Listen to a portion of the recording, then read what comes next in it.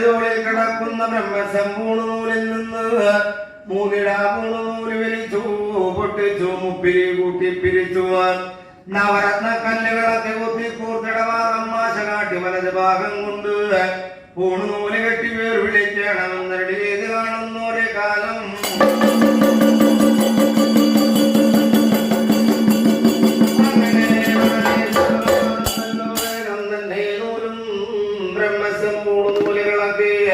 വലിച്ചു പൊട്ടിക്കുന്നു മുപ്പിരി കൂട്ടി പിരിക്കുന്നുണ്ട്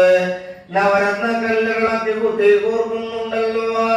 അങ്ങനെ മകന്റെ ഇടഭാഗമാശ കാട്ടി വലത് ഭാഗം കൊണ്ട് പൂണുനൂല് കെട്ടി ഓരോരോരോരോരോരോ മക്കളെ അണിയില്ല പേര് വിളിക്കുവാൻ തുടങ്ങുന്നു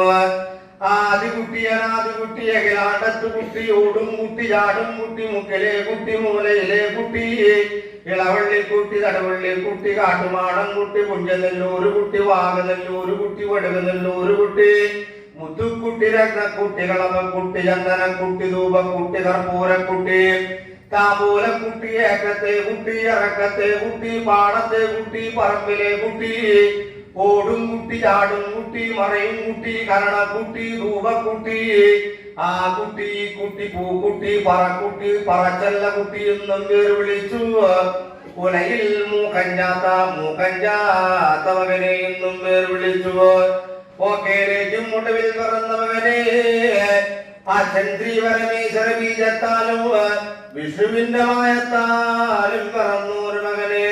പൊന്നരിയവണേങ്ങാട്ടിൽ നടുകളം കൊണ്ട് കുടിയിരിക്കുന്ന അസുരാ ഗുരുവേ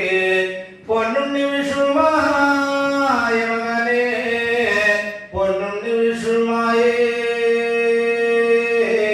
പൊന്നുണ്ണി വിഷ്ണുമായേ പൊന്നുണ്ണി വിഷ്ണുമായ മകനെ എന്നുവ അച്ഛൻ പരമേശ്വര ഭഗവാനും പാർവതി മാതാവും കൂളിവാക പെണ്ണും കൂടി മൂന്നുപേരും